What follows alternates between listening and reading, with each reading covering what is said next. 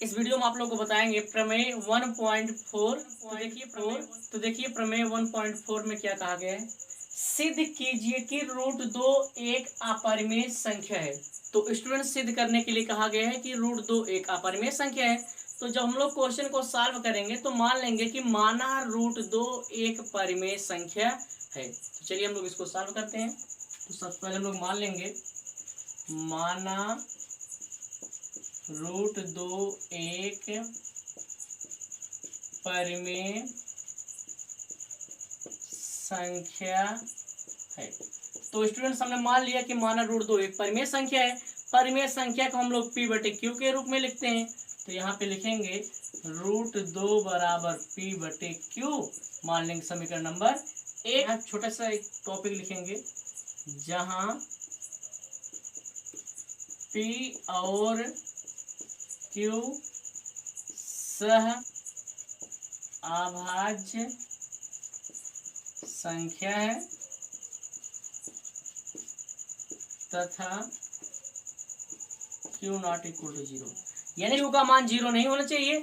P और Q सह संख्या है। सह संख्या का मतलब यह होता है स्टूडेंट्स, P और Q में एक के अतिरिक्त अन्य कोई उभयनिष्ठ गुणनखंड ना हो, यानी P और Q का HCF 1 आना चाहिए। यदि P और Q में एक के अतिरिक्त अन्य कोई उभयनिष्ठ गुणनखंड है तो क्वेश्चन में जो संख्या दिया गया है वह अपरिमेय संख्या है। तो चलिए हम लोग इसको आगे सॉल्व करते हैं। तो यहाँ पे लिखेंगे समीकरण एक में दोनों तरफ वर्ग करने पर। तो स्टूडेंट्स हमने कहा समीकरण एक में दोनों तरफ वर्ग करने पर, तो समीकरण नंबर एक में दोनों तरफ वर्ग कर दो। समीकरण नंबर एक है रूट 2 बराबर p बटे क्यू, तो दोनों तरफ वर्ग कर दो। अब इसके बाद यहाँ पे रूट और वर्ग कैंसिल हो गया, केवल बचे हैं 2। इस साइड p का वर्ग हो जाएगा p स्क्वायर, q का वर्ग हो जाएगा q स्क्वायर। फिर इसके बाद 2 को वैसे लिख लेंगे 2 q स्क्वायर। उस साइड बटे के नीचे मीन्स भाग हो रहा है, इस साइड आ जाएगा गुणा हो जाएगा, यानी गुणे q स्क्वायर बराबर हो जाएगा p स्क्वायर। 2 जो है q स्क्वायर में गुणा हो रहा है तो बराबर के उस साइड जाएगा भाग हो जाएगा, भाग मीन्स बटे के नीचे। तो इस साइड केवल क्या बचेगा q स्क्वायर, तो उस साइड हो जाएगा p स्क्वायर बटे 2। तो यहाँ पे पॉइंट लिखेंगे जब p स्क्वायर 2 से विभाजित होगा तब p भी 2 से विभाजित होगा। तो इसका मतलब स्टूडेंट्स हम लोग रफ कार्य में समझ ले रहे हैं। जैसे मान लीजिए कोई संख्या है 3, हमने इसका वर्ग कर दिया और इसके बटे में 3 लगा दिए। अब 3 का वर्ग कितना हो जाएगा 9, फिर बटे में कितना है 3, तो काट दीजिए इसको। 3 1 के 3, 3 3 9, तो कितना आ गया स्टूडेंट्स 3 आ गया। मान लीजिए कोई संख्या केवल 3 ही है और इसके बटे हमने 3 लगा दिए, इसको भी काट दीजिए। 3 1 के 3, 3 1 के 3, ये भी कट गया। तो यहाँ पे देखिए स्टूडेंट्स, जब 3 का वर्ग था तब 3 से विभाजित हो रहा है, जब 3 का वर्ग था तब 3 से विभाजित हो रहा है, और जब 3 का वर्ग नहीं है तब भी तो 3 से विभाजित हो रहा है। वैसे यहाँ पर भी लिखें, जब p का वर्ग है तब 2 से विभाजित हो रहा है, यानी p स्क्वायर 2 से विभाजित हो रहा है, तो p भी क्या होगा 2 से विभाजित होगा। तो यहाँ पे हम लोग मान लेंगे माना p बराबर 2c। तो यहाँ पे हमको p का मान मिल गया। तो स्टूडेंट्स एक बात ध्यान देना, अगर क्वेश्चन में सिद्ध करने के लिए कहा गया है रूट 3 एक अपरिमेय संख्या है तो वहां पे हम लोग मानेंगे p बराबर 3c। यदि क्वेश्चन में कहा गया है सिद्ध कीजिए रूट 5 एक अपरिमेय संख्या है तो वहां पे हम लोग मान लेंगे p बराबर 5c। यदि क्वेश्चन में कहा गया है सिद्ध कीजिए रूट 2 एक अपरिमेय संख्या है तो हम लोग वहां पे मान लेंगे p बराबर 2c, जहां पर c कोई पूर्णांक होता है। तो इसीलिए हमने यहाँ पे मान लिया p बराबर 2c।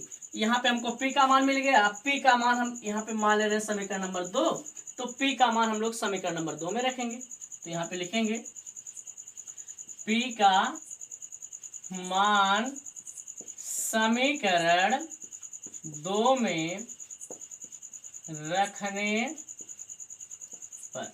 तो स्टूडेंट्स हमने यहाँ पे लिख दिया p का मान समीकरण 2 में रखने पर, तो जो p का मान आया है वह समीकरण नंबर 2 में रखनी है। तो पहले समीकरण नंबर 2 लिख लो, क्या है, क्यू स्क्वायर बराबर पी स्क्वायर बटे 2। अब इसी में पी का मान रखिए, क्यू स्क्वायर बराबर पी का मान कितना है 2c, इसका स्क्वायर होना है, इसका स्क्वायर बटे में इसके लगा दिए 2।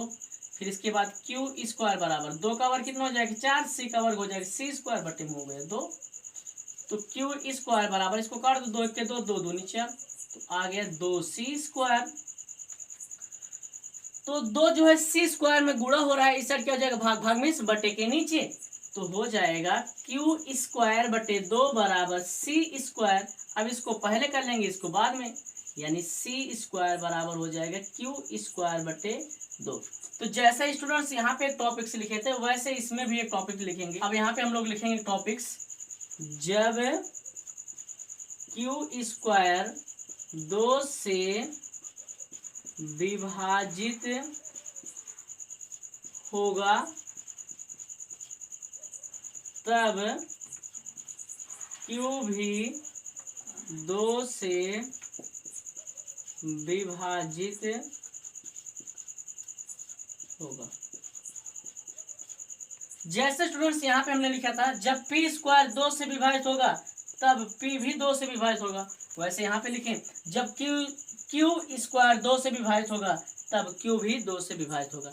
यहाँ पे देखिए स्टूडेंट्स, पी स्क्वायर 2 से विभाजित हो रहा है, पी भी 2 से विभाजित हो रहा है, क्यू स्क्वायर 2 से विभाजित हो रहा है, क्यू भी 2 से विभाजित हो रहा है। तो पी और क्यू का उभयनिष्ठ गुणनखंड कितना आ रहा है 2 आ रहा है, क्योंकि पी स्क्वायर भी 2 से विभाजित हो रहा है, क्यू स्क्वायर भी 2 से विभाजित हो रहा है, पी भी 2 से विभाजित हो रहा है, क्यू भी 2 से विभाजित हो रहा है।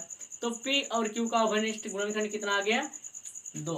तो यहाँ पे हम लोग लिखेंगे पी और क्यू का उभयनिष्ठ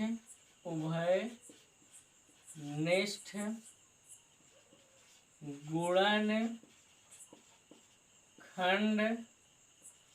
2 है। पी और क्यू हमने यहाँ पे लिख दिया स्टूडेंट्स, पी और क्यू का उभयनिष्ठ गुणनखंड 2 है। तो आप लोगों को बताए थे स्टूडेंट्स कि यदि पी और क्यू में एक के अतिरिक्त अन्य कोई उभयनिष्ठ गुणनखंड आए तो जो क्वेश्चन में संख्या दिया गया वह अपरिमेय संख्या है। तो यहाँ पे देखिए स्टूडेंट्स, पी और क्यू का उभयनिष्ठ गुणनखंड 1 के अतिरिक्त कौन सी संख्या आ गई 2। तो यहाँ पे लिखेंगे हम लोग लास्ट में, अतः √2 एक अपरिमेय संख्या है। तो स्टूडेंट्स इस वीडियो में केवल इतना ही, आप लोग लिख लीजिए।